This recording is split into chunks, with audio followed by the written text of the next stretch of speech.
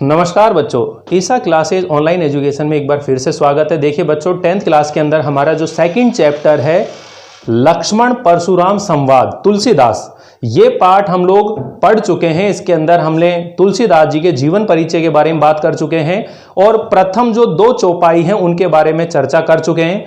देखिए लक्ष्मण परशुराम संवाद ये जो चैप्टर है ये रामचरितमानस यानी कि तुलसीदास जी की एक रचना है रामचरितमानस, उसके बाल कांड से लिया गया है। अगर आप लोगों ने वो पहले वाले वीडियो नहीं देखे हुए हैं तो मेरे YouTube चैनल के ऊपर वहां पर प्लेलिस्ट में आपको ये वीडियो मिल जाएंगे, आप लोग वहां से देख सकते हैं। आज के इस वीडियो में हम पढ़ने वाले हैं बाकी के जो दो चौपाई हैं उसे पढ़ेंगे। टोटल 6 चौपाई हैं। इसके अंदर 3 वीडियो हम लोग बना रहे हैं, फर्स्ट, सेकंड और थर्ड। आज ये सेकंड है, फिर थर्ड वाला आएगा।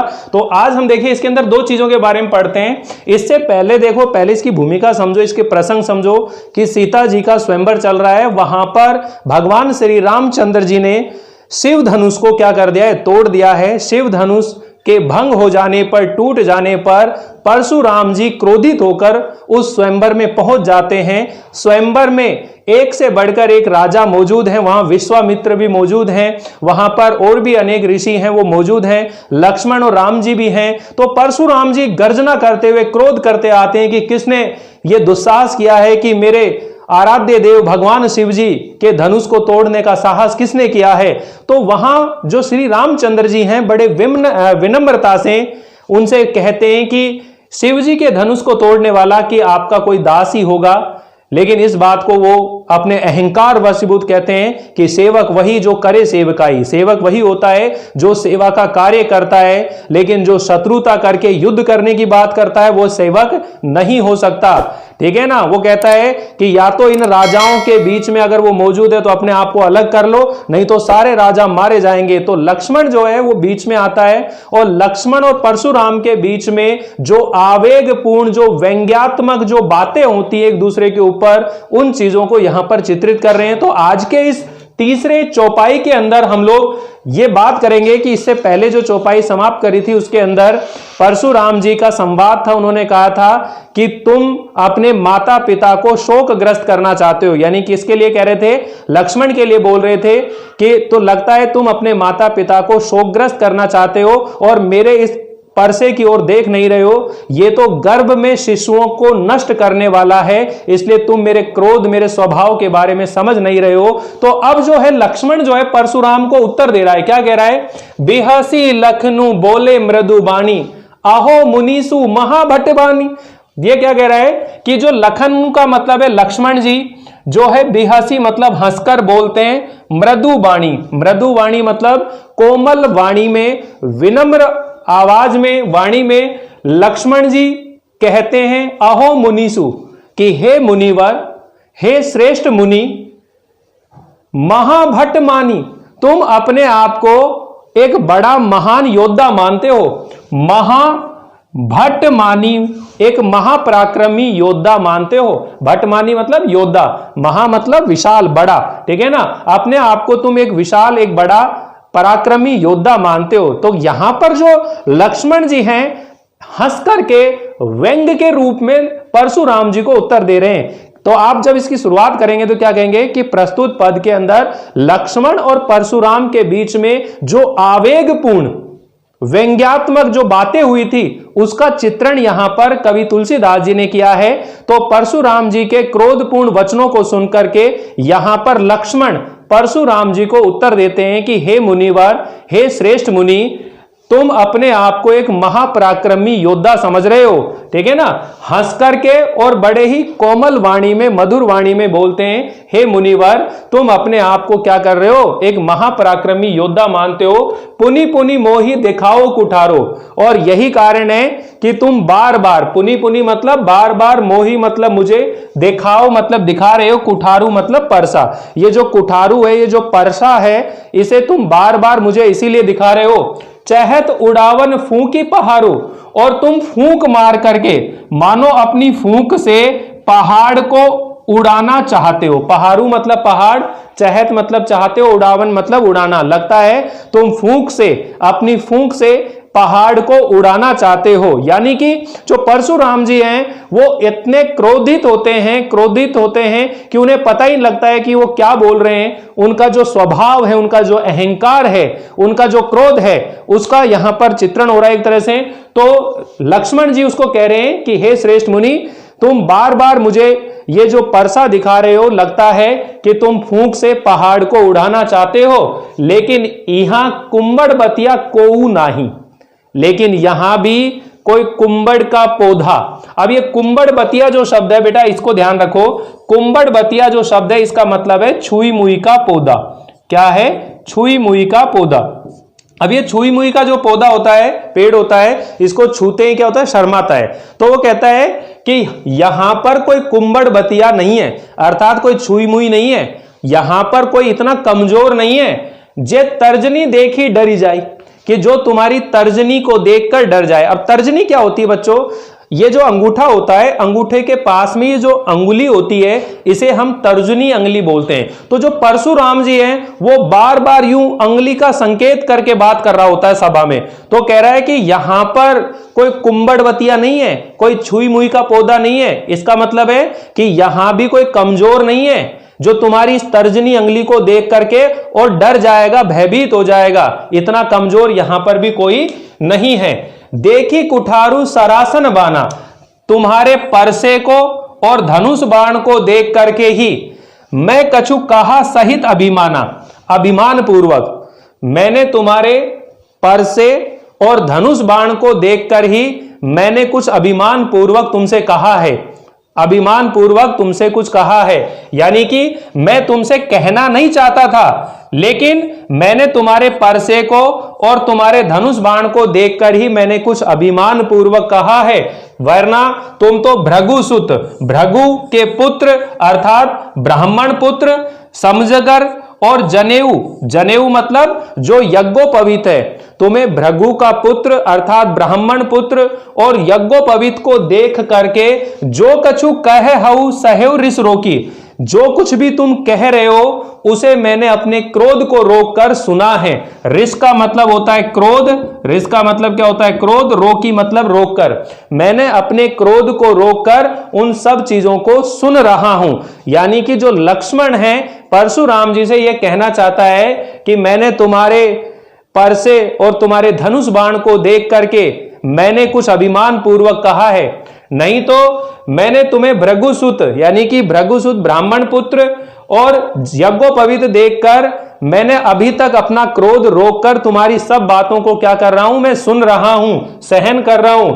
और हमारे कुल में सिखाया जाता है सुर। सुर का मतलब होता है देवता, सुर का मतलब देवता। महिसुर का मतलब क्या होता है? ब्राह्मण, ठीक है, ब्राह्मण। और हरिजन का मतलब होता है भक्त। अरु मतलब और, ठीक है, अरु मतलब और, गाय मतलब गाय। कि हमरे कुल में इन पर ने सुराई, सुराई का मतलब है वीरता, वीरता या पराक्रम।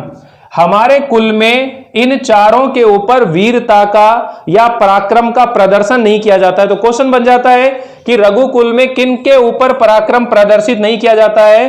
तो एक तो है देवता, दूसरे नंबर पर ब्राह्मण, तीसरे नंबर पर भक्त और चौथे नंबर पर गाय। यानी कि देवता, ब्राह्मण, भक्त और गाय, इन चारों पर रघुकुल के अंदर यानी हमारे कुल में वीरता का प्रदर्शन नहीं किया जाता है। अर्थात अपना पराक्रम, अपना शौर्य इन चारों के ऊपर हम नहीं दिखाते हैं। हम अपने पराक्रम को इन चारों के ऊपर प्रदर्शित नहीं करते हैं। क्यों नहीं करते हैं? बदे पापू, अगर हमने इनका वध कर दिया, इन चारों में से अगर किसी का वध करते हैं तो उससे हमें पाप लगता है। हमें क्या लगेगा? पाप लगेगा। और अपकीर्ति हारे, और अगर इनसे युद्ध करते हुए हार गए तो हमें अपयश प्राप्त होगा, हमारा अपमान महसूस होगा, हमारी बदनामी होगी। इसलिए मारता हूं, इसलिए तुम मार भी दोगे। मारता हूं मतलब यदि तुम हमें मार भी दोगे पा पर ही तुमरे, तो भी तुम्हारे पैर ही पकड़ेंगे, तुम्हारे चरण ही पकड़ेंगे। अगर तुम हमें मार दोगे तो भी हम तुम्हारे पैर ही पड़ेंगे। क्यों?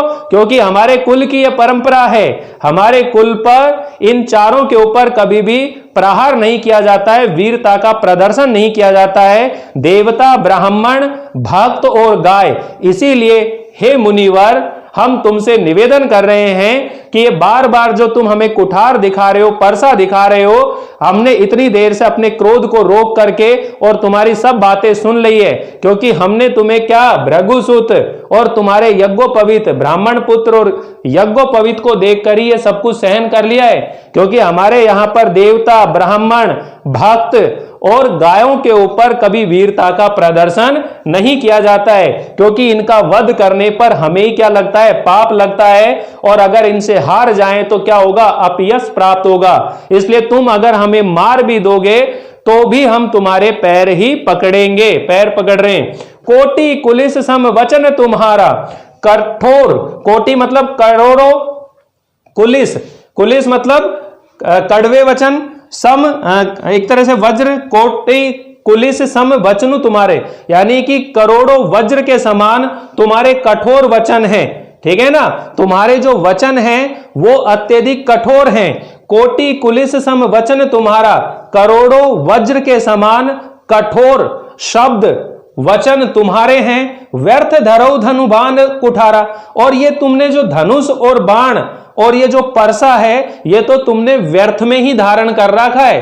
क्योंकि परसे, धनुष, बाण से कठोर तो तुम्हारे वचन हैं। तुम्हारे जो वचन हैं वो भी करोड़ों वज्र के समान अत्यधिक कठोर हैं। अर्थात तुम्हारे वचनों को सुनकर ही अत्यधिक क्या हो रही है, हमें पीड़ा हो रही है। और तुमने तो ये धनुष बाण और ये जो परसा धारण कर रखा है ये व्यर्थ में ही धारण कर रखा है। इस तरह से जो लक्ष्मण है उसे बड़े अहंकार यानी कि व्यंग के रूप में उसके ऊपर आवेगपूर्ण उसके ऊपर प्रहार कर रहा अपने वचनों से।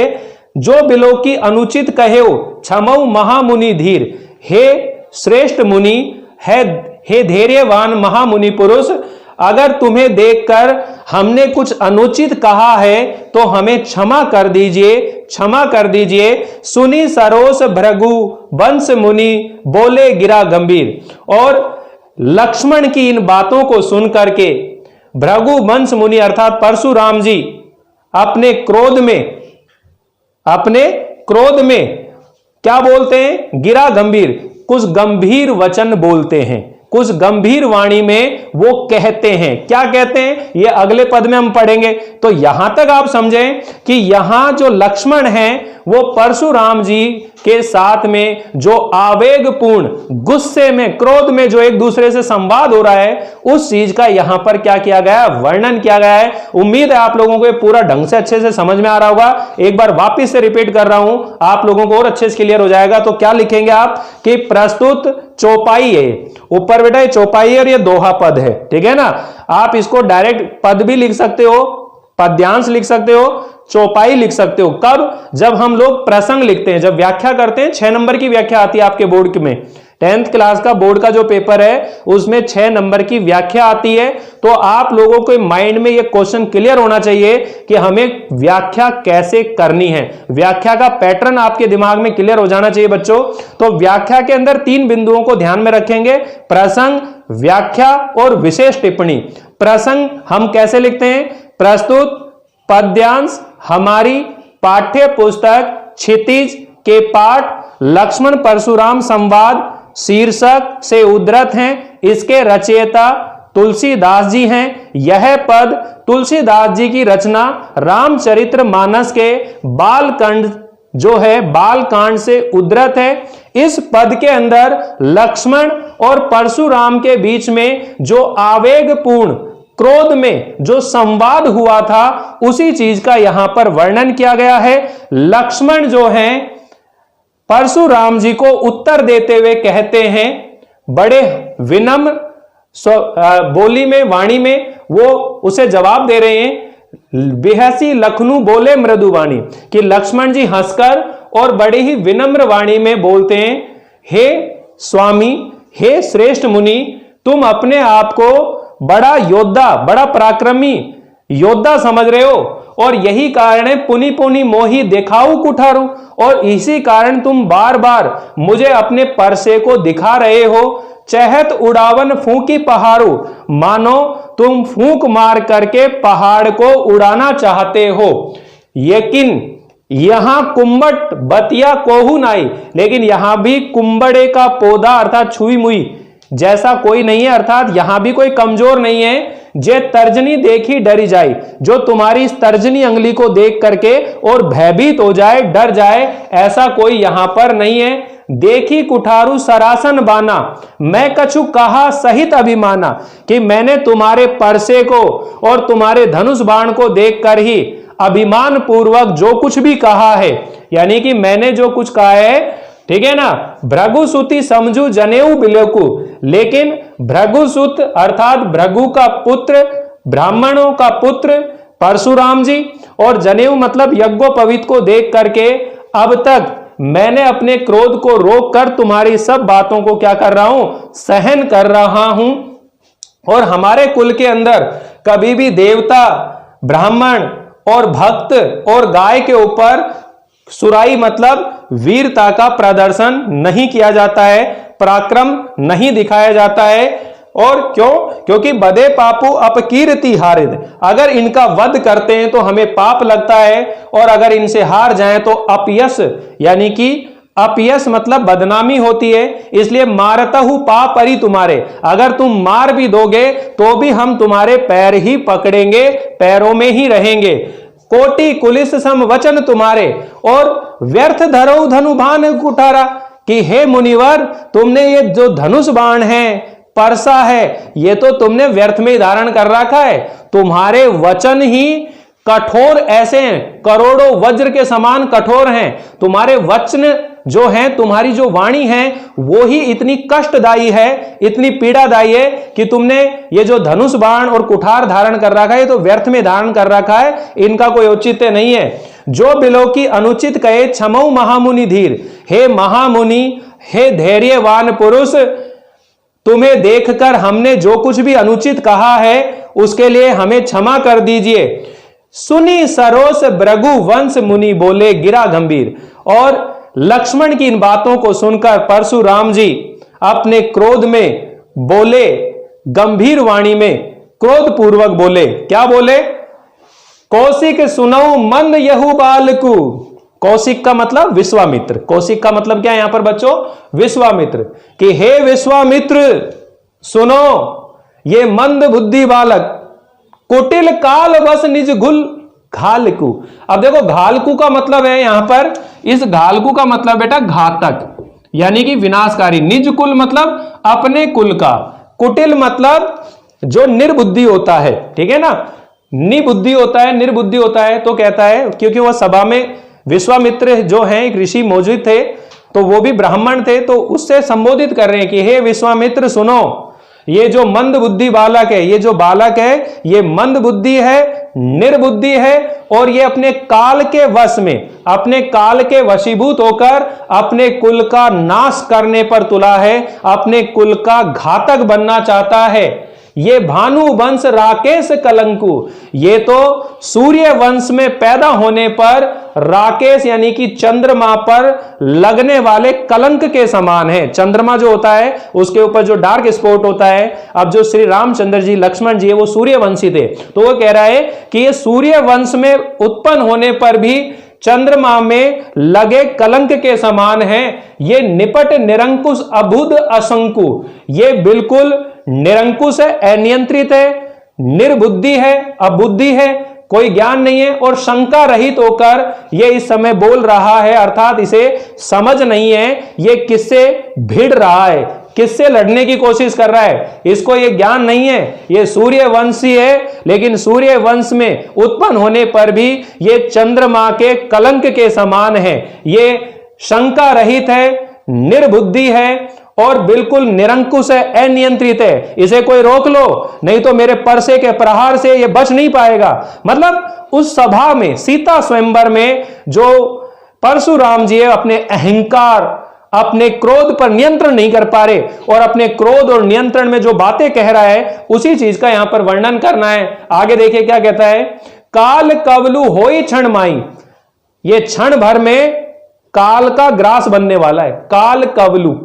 काल का ग्रास, काल कवलु का मतलब होता है काल का मतलब मौत का घास, ग्रास होता है ना घास, रोटी घास खाते हैं, ये काल का घास बनने वाला है।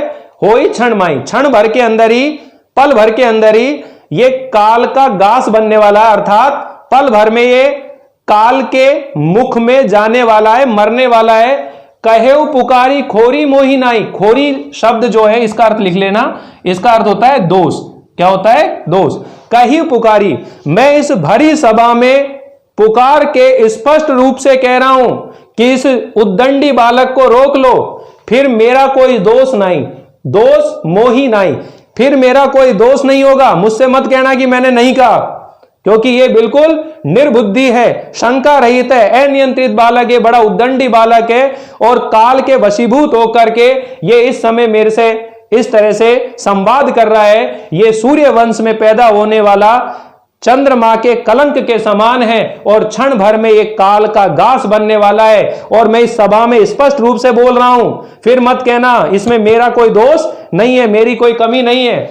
तुम्हें हटकाऊ जो चहु उबारा, और जो इस बालक को बचाना चाहता है वो तुरंत इसको मेरे से दूर कर लो। हटकाऊ मतलब दूर कर लो। कहीं प्रतापु बलु रोष हमारा, और इससे मेरे प्रताप, बल और मेरे क्रोध के बारे में कह दो। यानी कि अपनी पराक्रम की जो प्रशंसा है परशुराम जी स्वयं अपने मुख से उस सभा में करते हुए चल रहे हैं कि मेरे प्रताप, बल और मेरे क्रोध के बारे में कोई इसे कह करके और इसे कोई चाहता है बचाना तो इसे दूर हटा लो। अब इन बातों को सुनकर के लक्ष्मण जी बीच में बोलते, लखन कहे मुनि सुजस तुम्हारा। लक्ष्मण जी कहते हैं कि हे मुनिवर, तुम्हारा जो सुयश है, सुजस मतलब सुयश, प्रशंसा, हे मुनिवर तुम्हारी प्रशंसा, तुम्हारा जो सुयश है, तुम्हें अक्षत को बर नहीं पा रहा। अक्षत मतलब छोड़कर, ये जो अक्षत शब्द है इसका अर्थ होता है छोड़कर, छोड़कर।